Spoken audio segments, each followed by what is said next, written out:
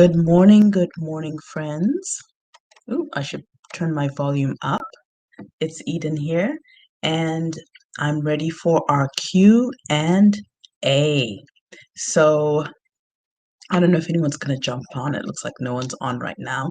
I'm going to copy and paste the questions I got on YouTube, Facebook, and an email in the chat. There were only a few, like maybe about 5 or 6 questions. And if I run through them really quickly, I will add a few questions that I got over the past week or two in emails. I usually get at least 3 to 4 questions in emails every week. Good morning, Femi, or good day. Hey, hey. So I was just saying I'm going to copy and paste the questions that I got in the chat, and then I can highlight them on screen so you can see them. Um, so from Facebook, oh, on Facebook, I got one question from Charlotta. I'll just copy and paste that. You guys ask some really good questions. You can also ask questions in the chat. Good morning, Traylin. Many blessings to you too. All right. So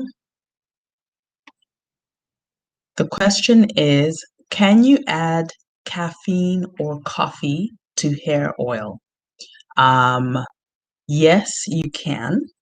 You can actually steep dried coffee beans into your oil. You can I would grind them, I think.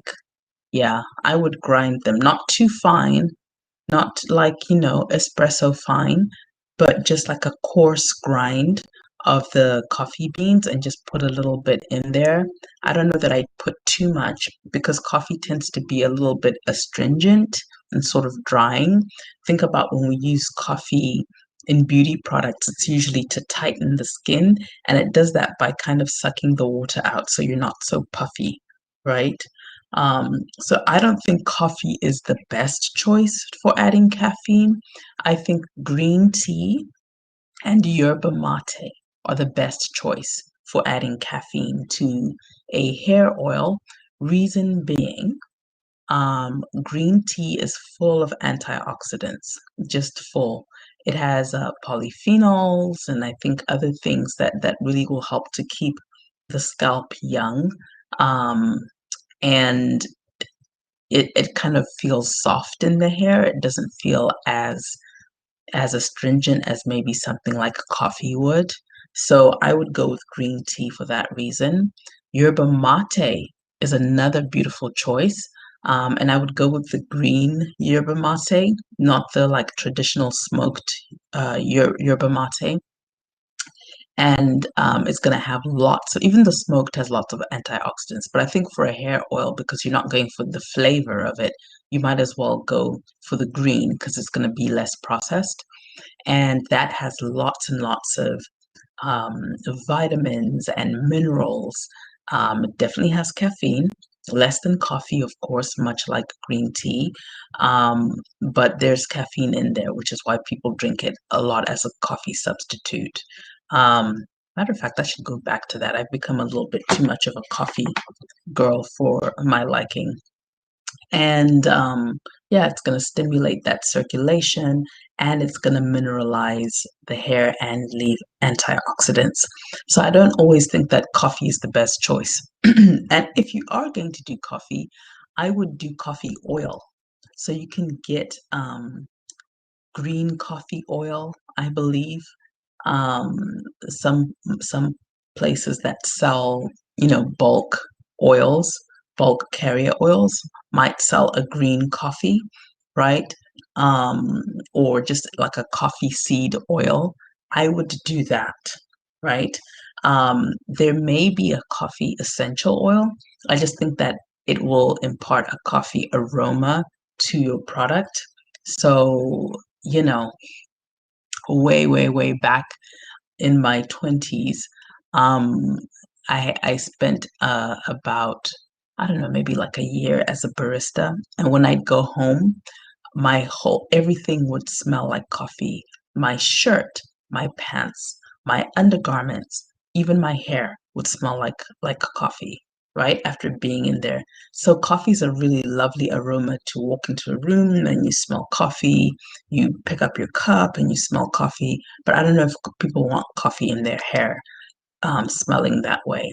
But if you do use a coffee essential oil, I would combine it with vanilla and mint, or add like some of the more smoky scents like sandalwood and patchouli and stuff like that. That might actually smell nice in a men's beard oil. So that's how I would add coffee to a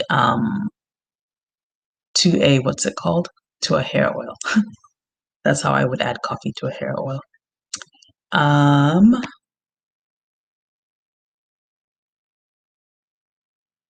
all right. So let's go ahead and I'm going to answer the questions in the chat, but I will answer the questions that were sent to me first. So I can go out of Facebook. Thank you, Charlotta, for that. And then the next question was from, let's go to YouTube. I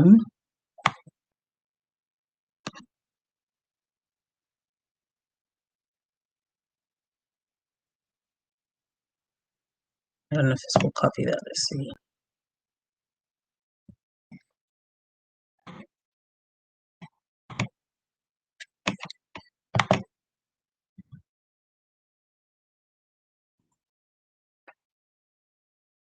Let's see. All right. So, Adrian Willis says, thank you. I love listening to you and love your vibes. Thank you for all your wonderful information. You're most welcome. Thank you for your kind feedback. I have been playing with neem oil, in a hair cream and shampoo for hair regrowth. Is it a good choice? So, neem is a very healing oil. It really is. It's healing, there's no doubt about it. What I do not like about neem oil is the smell. The smell is so difficult to get around. It's so difficult to disguise. I just, for me, it makes neem oil unusable. Like we use neem here in our house as an emergency. We've had like a 2 ounce bottle for like a year and a half because we only use it for like super emergency. Somebody has, a cracked nail bed or something and needs to heal it fast, or, something extreme. Neem is not an oil you want to smell like if you need to go anywhere, or be around other humans. It's a very, very strong smell. It almost smells like beef stew to me. It's a smell. And I had another one of our colleagues here on a consulting call. She said it smells like beef and onions. I was like, oh, it's not just me. It's not just me who thinks it smells like beef. So getting around that smell it just permeates everything. It overtakes everything. So if you want to use neem, I would use neem leaf. And what I would do is I would either steep the neem leaf in an oil and then use that in your cream or shampoo, or I would make a neem tea. You know how we made our amla and hibiscus extract at the beginning of the formulation series? I would make a neem and something else extract that you like. Maybe neem and hibiscus, maybe neem and marshmallow root. I'd make some kind of extract at the beginning, and then use that in the shampoo and the cream. So that's my only issue with neem is the smell. It is really powerful. So I always make people make extract with the leaf and use the whole leaf. Don't use the powder. You can use the powder if you want to. It's just a pain in the neck to strain. So you might as well use the leaves. It'll make your life easier. And you can buy them by the pound or by the kg, anywhere where bulk herbs are sold. Probably you could get them on Amazon or eBay as well, in whichever country you live. All right, so that's the one question I got on YouTube. Thank you for that question, Adrian. Very good question. And that reminds me, I'm just gonna put my own little question in here, my own little thing. Oils not to use because they go rancid easily. All right. So while we're on the subject, there's some oils that are really great, but if you buy them, you have to keep them in the fridge. And when you put them in a product, they do go kind of rancid easily. They're really, really lovely oils, but I now just avoid putting them in products at all. If I were to put them in product, I might put them in a cream, some kind of emulsion, simply because an emulsion is more forgiving and it kind of disguises um, smells more readily for whatever reason. It could be just because the concentration of oil in a cream is going to be much lower. Instead of being 100%, it's going to be, in something really rich, maybe like 10 or 15%, but in other creams, it could be as low as 4 or 5%, right? And if it's just one oil in that small percentage, then it's going to be even less. So I would say that for oils, um, do not use evening primrose, do not use, excuse me, borage seed, hemp seed, flaxseed, neem for the smell. I think those are the main ones that I tend to tell people not to use. Oh, flaxseed came up yesterday.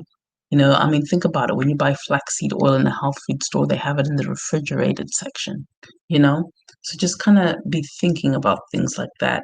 Don't, it sounds good on paper, but in practice, it'll be nutritious, but it's not worth it because if people feel like your product smells bad, they won't use it. And then they miss out. Um, all right. Adrian said, thanks. That was most helpful. Awesome. I'm glad that that helped. And then let's get to the few questions I got in email. I haven't even opened these. I just kind of put them all in a folder.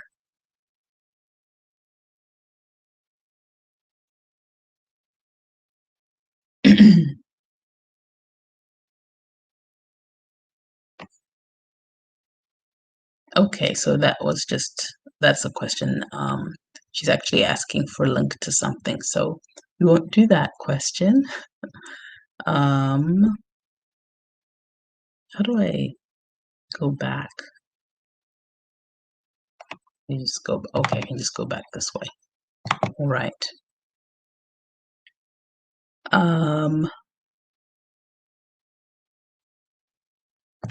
all right, so I think this person probably went to a site that had a million different face, you know, sunflower oil.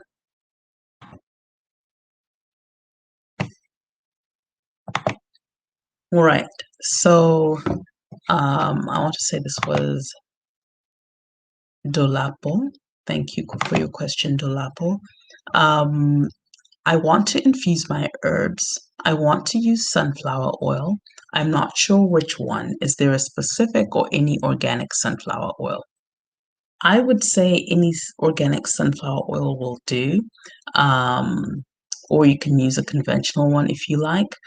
I think that I prefer cold pressed sunflower oil, just regular cold pressed sunflower oil. If you can't get that, expeller expressed sunflower oil is fine. Um, and in a pinch, even refined sunflower oil is fine. You know, I will say that you'll see things like high oleic and this that. If that's what's available, just get it. There's so many different types of sunflower oil, but I think just to play it safe, just get organic sunflower oil, cold pressed. I think that that's always an excellent choice. Um, and there's just so many different ways that the sunflower oil is processed or some varieties of sunflower oil have higher percentage of this versus that, and it just becomes really confusing. So I wouldn't sweat it. I would just get the organic sunflower oil if that's accessible to you, and aim for a cold pressed oil. But if you can't find that, an expeller pressed oil is fine. Okay, so that's that question. And then this one is from Kia. So let me just read it a little bit.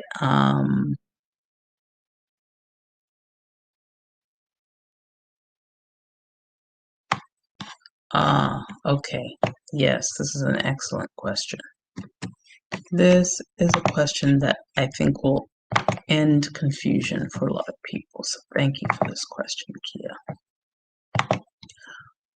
All right. I'm sorry I don't know how to make the questions bigger for people who are watching this on their phone. I'll just try to read it out in a way that's understandable. So the one thing I'm struggling with is that I want to create a product that works for all curl types. Ooh, as soon as I see that, I kind of get scared. However, considering things like porosity, texture, definitely, it's almost impossible. So in the research stage, what should be my mindset when picking ingredients? And then she says, should I be, ooh, no, I was trying to copy and paste further. Let me copy and paste the rest of the question. It didn't go through on the,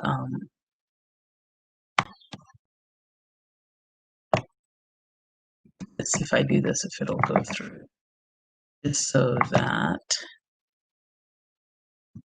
yes, Carlicia says I learned this from the bundle. Just pick your niche. Yep. So in the research stage, what should my mindset be when picking ingredients? Should I be trying to find a middle ground across all curl types, or just focus on formulating one for one curl type, etc.? I think that unless you're selling bottled water or you're selling water in a mister bottle, you cannot create products for every curl type. There's only two things, really three things that'll work for every curl type. And I would say one is a finishing oil of some sort, depending on the oils that you use. Two is a hair mister or a hair refresher spray. That'll work for every curl type. It might even work for straight hair in some cases, right? The third thing is a light hair lotion. So remember we did our leave-in cream yesterday. So if you made something like that, but you used a lower percentage of emulsifier, like 2%, maybe 3%, that would work for every hair texture. Other than that, you really are going to go into issues of a clarifying shampoo. That's another thing that'll work for every texture. But other than that, you're going to really start dealing with texture, curl pattern, and porosity issues. So you really, really need to pick. You need to pick, and you need to be specific to who you pick and market to who you pick. If you want to add lines later, like maybe you start with 4C hair, and then you say, I'm gonna add a line for curly hair, or I'm gonna add a line for people with relaxed hair. That's fine. But or people who are transitioning. But I would pick one and really stick to that, because that way you can really cater. In the bundle, there is a strong foundations class, and I walk you through the process of picking a niche, and how to research products for that niche, right?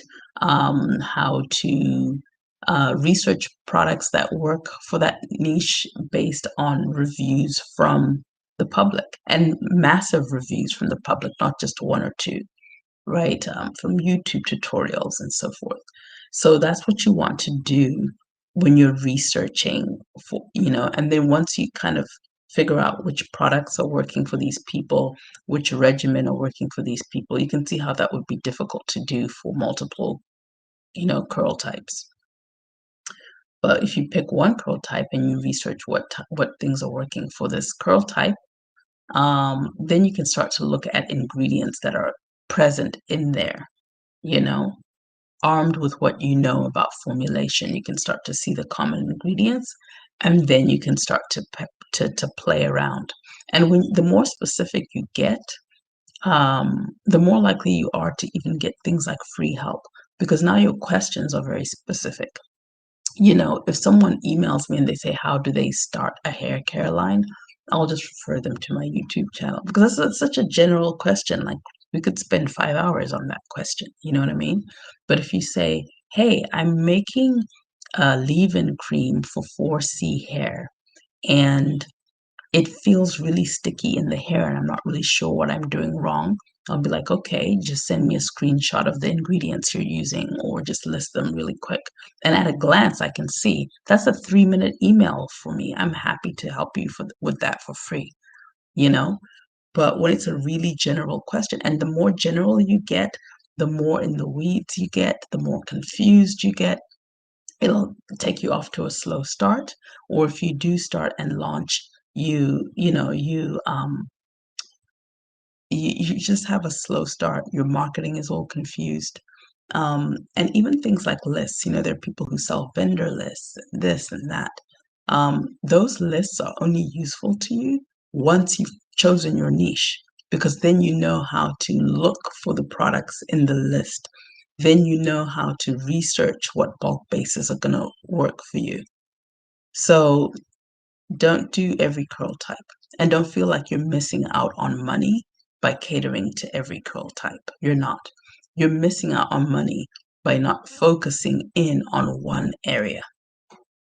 Yeah, and that's my thought.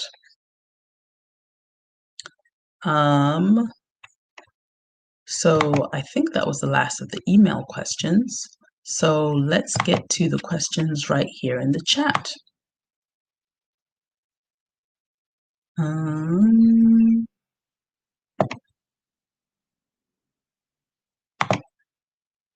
All right. Good morning, Ty Baker. I'm just going to take a sip of water.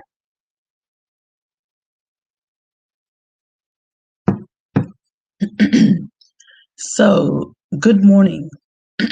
Can I infuse neem powder in olive oil to oil my scalp after draining the powder out? Yes, you absolutely can.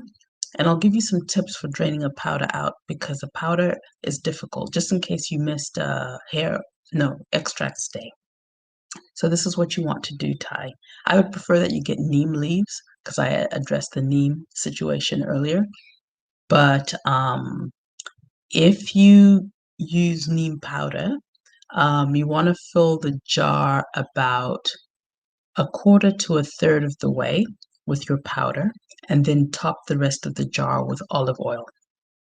And then you want to shake that olive oil and neem maybe twice a week or so, and do that for about, I would do that for about 6 weeks. If you want to go a shorter time, you'll need to double the amount of neem powder you put in there.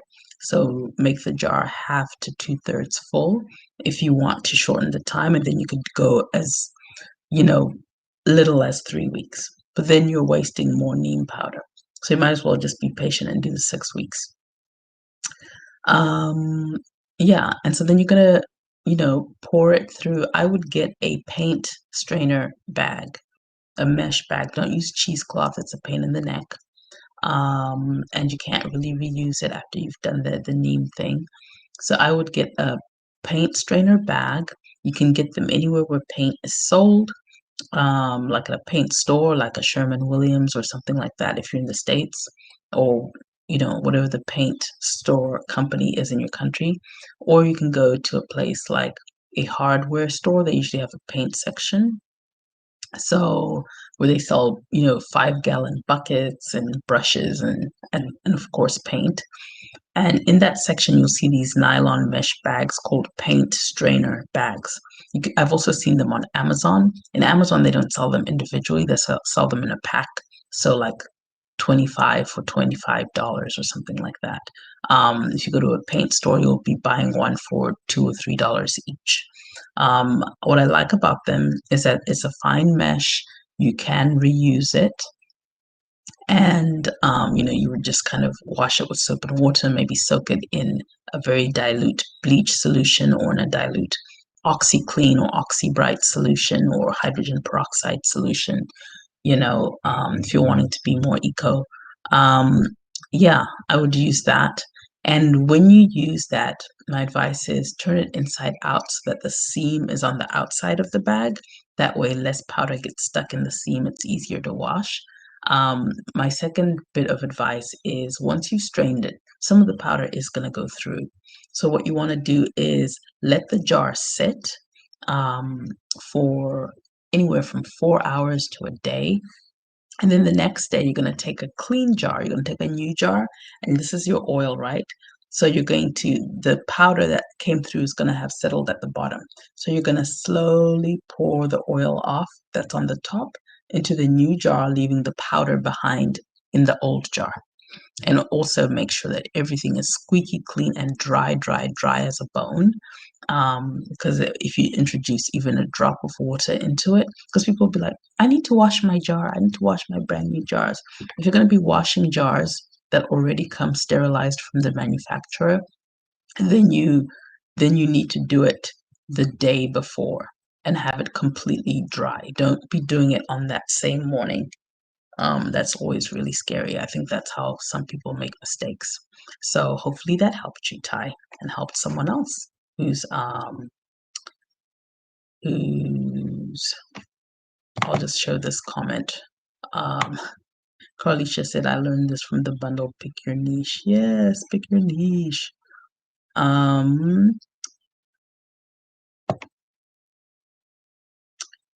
Door. Oh, yes. Thank you for asking this. Me and the smelly stuff. Okay. So Dorcas says, Hi, Eden.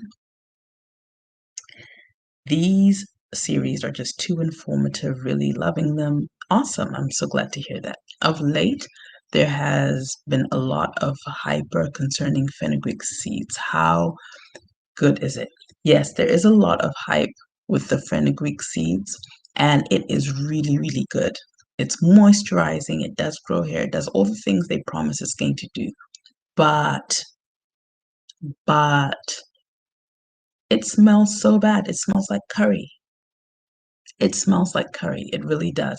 There's no way I would ever leave in a product with fenugreek in my hair. There's this one woman who sent me samples with fenugreek in them. I couldn't use them. I tried them one time and they were excellent, and then they just sat in my cupboard for a long time, and eventually I had to throw them away. And they were all leave-in things. It's just like I can't leave this in my child's hair and send her to school. That would be so cruel. You know what I mean? It's just like, no, don't be using fenugreek. If you use fenugreek, I really, really prefer that you use it as a singular thing. So sell one oil that's infused in fenugreek. And so people can choose to add that to their pre-poos. People can, or just use it straight. Um, you could sell it in bulk in different sizes, 2 ounces, 8 ounces, 16 ounces for the really committed. That's a great singular product to sell, just fenugreek. You can just say this is a fenugreek oil. Use sparingly because it smells, and teach people to use it in rinse out treatments. But even in rinse out treatments, I find sometimes the smell lingers. But if you're brave enough to go there, but yes, does it do what it says it's going to do? Absolutely. Maybe for those of you that are still in quarantine, um, you know, uh, now is a great time to experiment with fenugreek. You know, you're only going to offend the people at the grocery store. and the people who live in your house, but nobody else is gonna care. But don't like go work in an office and sit in a cubicle smelling like fenugreek. Another one that people like to hype up is onions, like onion seed. Like, come on, guys, who wants to smell like onion seed? It's an into First of all, onion seeds are tiny. If you've ever started a garden, onion seeds are smaller than strawberry seeds. You know how when you eat a strawberry, you see little black dots, and those are the seeds? Think of how small those are. Okay, so I have much admiration for people who grow strawberries and save their strawberry seeds to plant the next year because it takes the patience of Job. Okay, so onion seeds are even smaller, so it's not even feasible to do it. It's not practical to infuse an oil with onion seed, But then once you do, you're gonna make your thing smell so bad, and or even to use onion powder or dehydrated onion. It's just a bad idea, guys. I mean, there are just some things. Not everything that grows hair should be put on your hair. That's my opinion. It's not popular, but that's what I think. Uh, how do I feel about this scrubs to exfoliate the scalp? Honestly, I've never used them. I've never used that. I use a brush. Um, Ola at All Things Natural sells a beautiful, like a silicone brush that you can brush your scalp with, and I've seen them on Amazon and different places and so forth. Um, but I like to shout her out because she's here in our community. And recently, my son played with my brush, and it's in two different places in the house, and I can't find the other piece. So I'm gonna go and buy another one. But I like the brushes. I think the scrubs are a good idea. Exfoliating the scalp is always a great idea, and depending on whether they're using ingredients that can easily rinse out of coarse textured hair, I don't see what the issue would be. You know, um, when you're doing things with particles, if you're doing it in straight hair, if you're doing it in loose hair, that's fine. But once you get to my texture of hair, whenever I see, things with particles that are marketed towards someone with a hair texture like mine, I'm like, is this going to be a beast to wash out? Am I going to have particles? So just as long as you're choosing sensible ingredients that wash out easily in the hair, that melt easily in the hair, then yeah, that's fine. Knock yourself out. I'll have to try some of these scrubs. I have very, very sensitive skin, so a lot of times I'm limited, to what ingredients I can try. But thank you for bringing that up. Maybe I'll make it a mission this week or so to try a scalp scrub. So Carlicia says, I've decided I want to make products for biracial people. Awesome. I have a lot of biracial nieces and nephews. LOL. And they can't keep moisture in their hair for anything. All right. So I have biracial children, so I know this dilemma. And um, I think that it's a really good niche to choose. Um, and the market for that isn't saturated. There still aren't a lot of products, and especially if you can do one for climate, specific to climate. All right. So I intend to go to manufacturing with my line for, you know, um, people who live in the desert, right? So like if there was one already, I wouldn't even be thinking about that. So if you live in a certain climate, you know maybe, I don't know, you live in Nova Scotia, or you live in, so climate type niches are excellent niches to go for. And yeah, going for biracial people, that's also an excellent niche to go for. And especially children, because I'm noticing more and more and more and more and more biracial children than ever before. I feel like almost every Black child in my children's school is mixed. I'm just like, what on earth is going on? But, this younger generation coming in, they're really sort of, you know, um, into marrying more.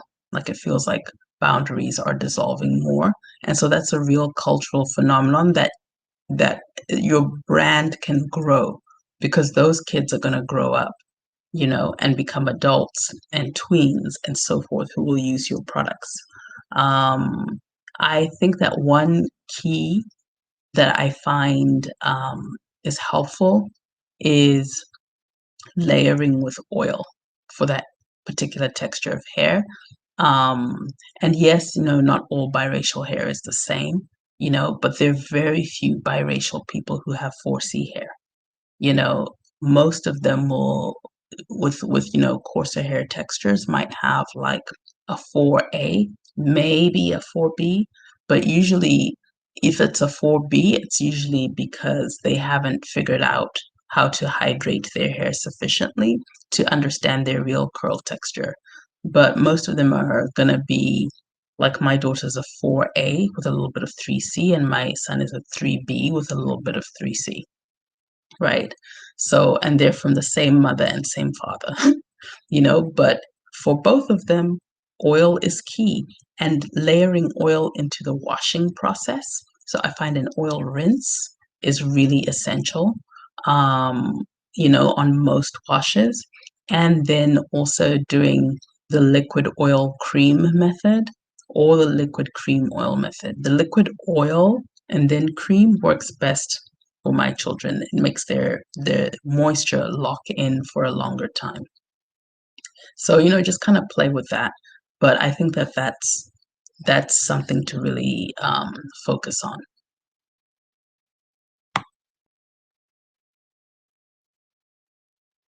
So Carlicia is saying that she was also interested in making a scalp scrub. You tried to make one and failed miserably. I'll have to like experience them on myself, and then once I've experienced them on myself, then figure out what's in it. And I should just be able to look at the ingredient list and understand the texture, like physically in my hand, be like, oh, okay, this is what they did. But you could also look up, YouTube tutorials and free formularies and see what they're suggesting in there. That could give you a great place to start. You literally just Google free formulary. All right, so let's see what you are asking, Patricia. For this multi-use hair oil, can I add BTMS or something to add conditioning? Hmm. Or would adding guar gum make sense as it's more oil-like once hydrated? I don't think guar cat is oil soluble, Patricia. It's not oil soluble, and you can't really add BTMS. Um, yeah, because then that's gonna then make it more like a um I don't know. I wonder if you could though. Maybe if you tried adding it at 1%, you know, or something like that, maybe it would make it like a really watery salve, but it's definitely going to cloud the oil and so forth. I've never seen that done. Um, yeah, I think that if you're looking to add slip, right? I think the things that add conditioning to an oil, to be honest, are amla, hibiscus, and marshmallow root.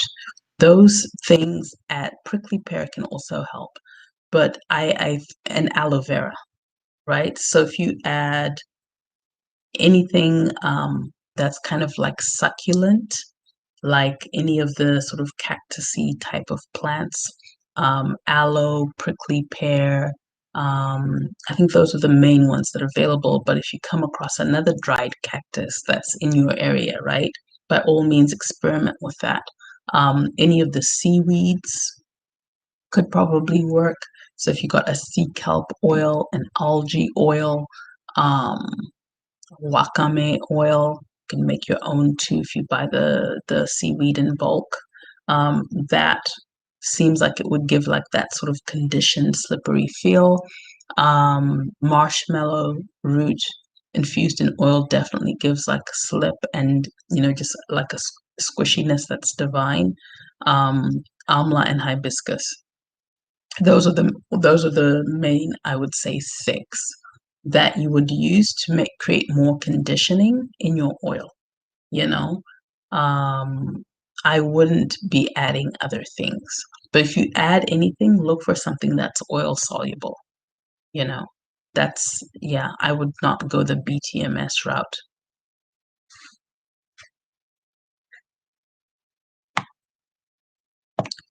All right. If I want to go the treatment route for my products, would I niche it in for whatever particular pattern I want to market, or would it be general because it's a common issue?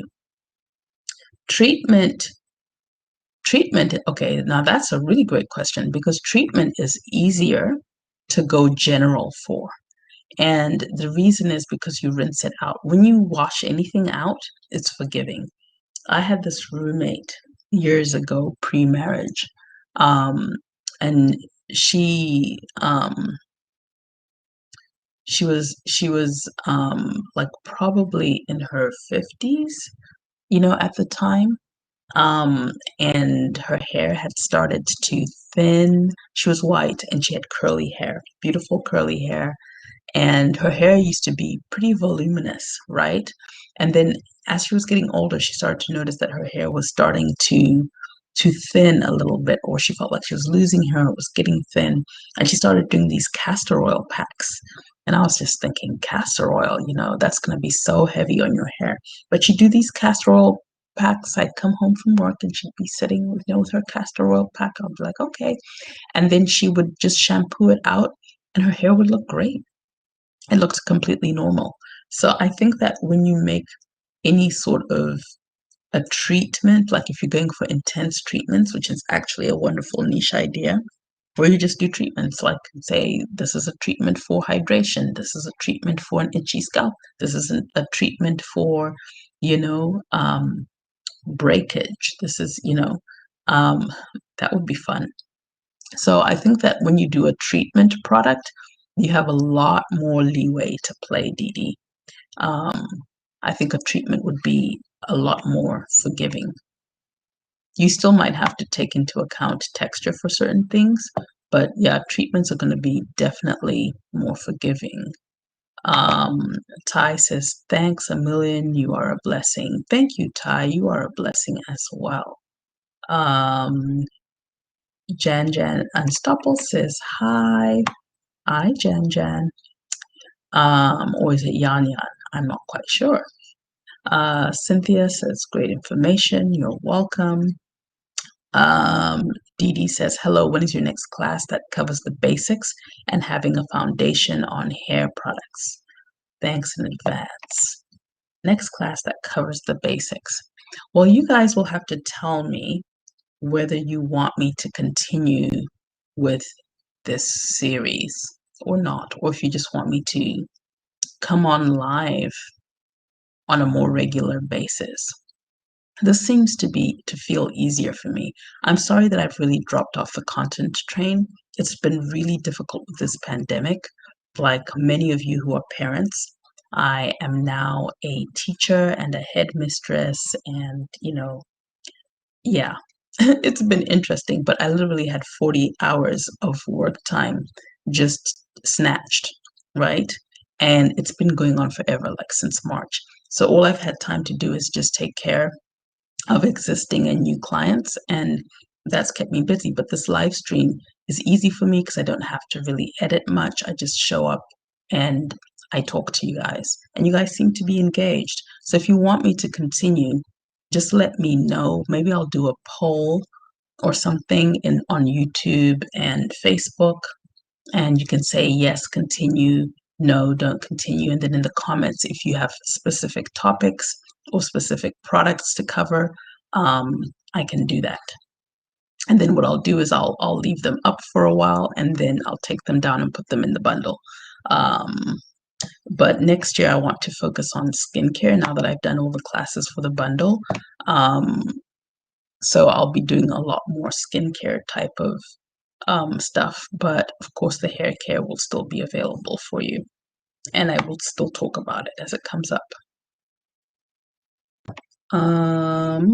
But there is a class in the bundle called Strong Foundations. And any class that's in the bundle, guys, you can always email me at Eden at Prosper and Beauty to get a link to just the class you want. If you don't want to get the bundle, the bundle's a great deal. Right now it's $99. And if you add all the classes and things that are in there together, it adds up to $350. So you save, and I keep adding treats to it, occasionally, like this formulation series. Now that I've done this last video, tomorrow night during my working hours, I will upload all the videos and all the PDFs we created together to the dashboard for the bundle, and people can watch and download to their heart's content, and not worry that, oh, in mid-December it's going to come down. But for those of you who don't want the bundle, the series will be up until mid-December.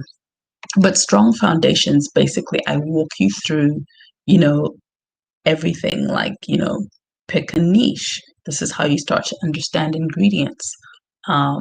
This is how you think about formulating the ingredients. This is, where you look. And of course, anything that you buy from me, whether it's one class or a book, or it's the bundle, or you're a consulting client, you're eligible for the Facebook group. I would love to have a free group, but I find free groups can be really crazy.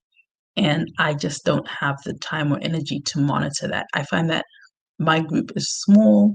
Right now, we're at about 200 and something members.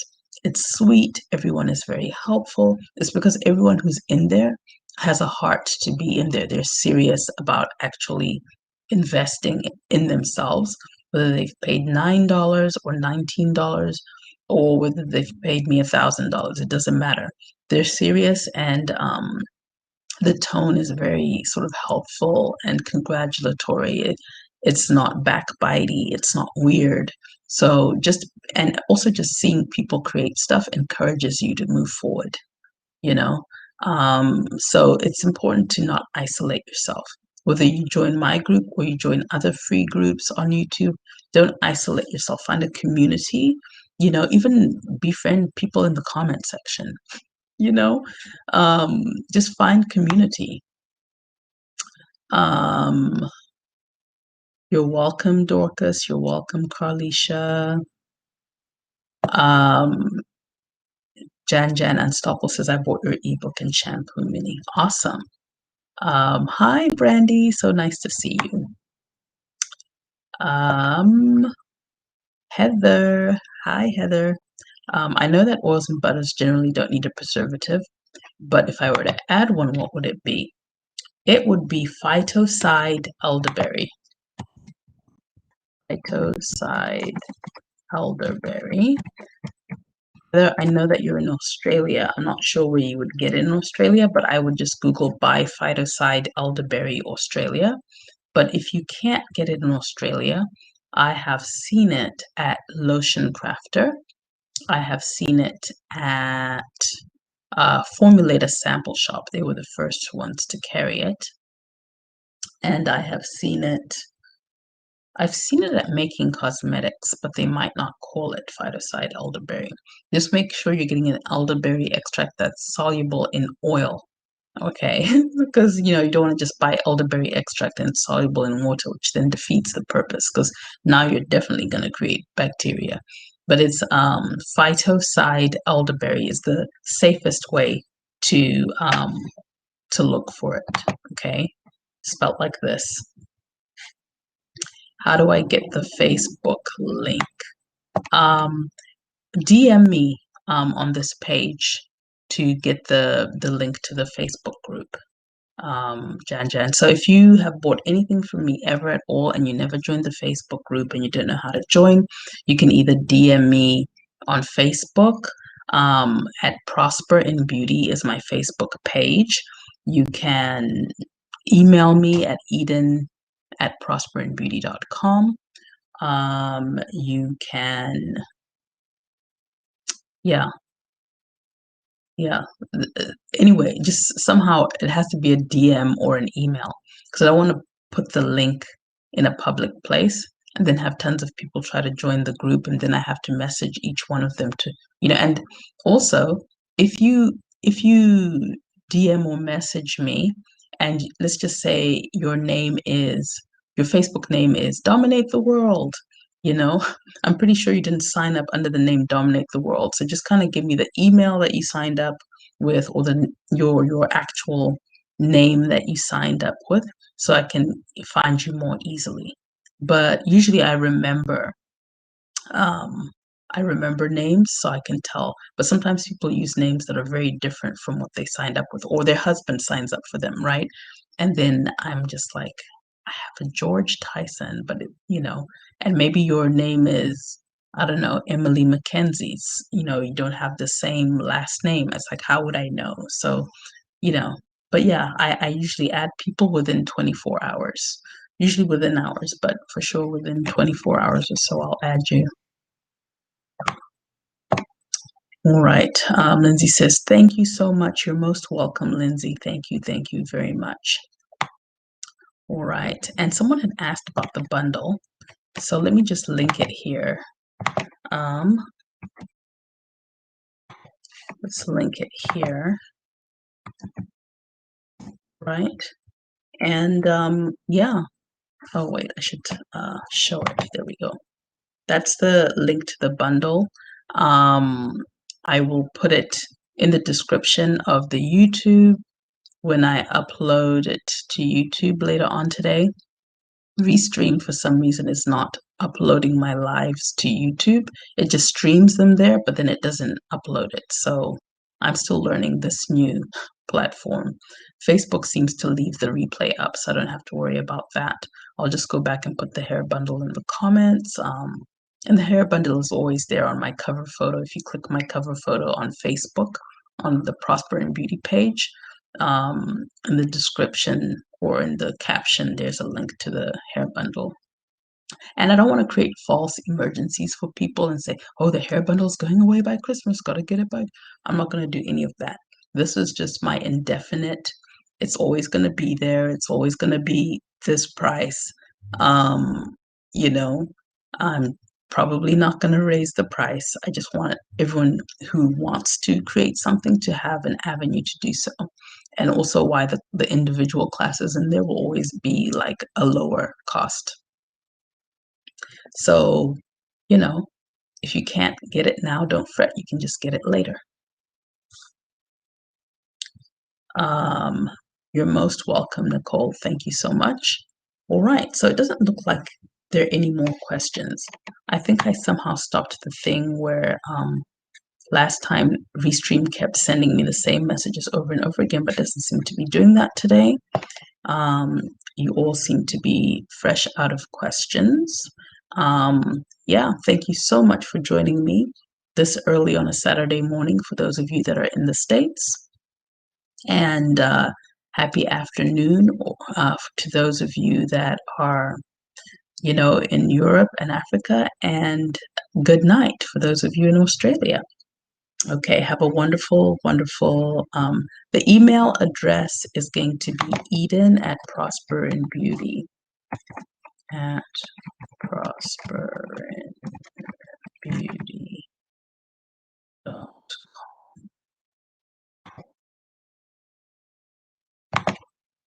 So that's my email address. Okay, so I generally respond to every email. If I don't respond to you within 5 minutes, please don't be offended. I get quite a few emails every week, so I just work through them as I can. I do my best to prioritize clients so I can at least answer them within 24 hours, but sometimes the volume of emails is such that even they have to wait a few days before I answer them. But I will answer your email, and I check my junk email. I clear it out like several times a day. I'm that anal about it. So I don't have a messy inbox. Um, Yeah, so I'll see your email. If I haven't answered like in weeks, maybe it got lost, then definitely, you know, or like a good long week or something. But yeah, generally, if you give it a few days or a few hours, I'll answer you. All right. Take care, everyone. Have a good rest of your day. Thank you so much for joining me, and thank you for joining me for this series. Some of you have been here every day or really hung in there, so thank you, and I hope it was beneficial to you. Um, Blessings to you all. Thank you, Dee Dee.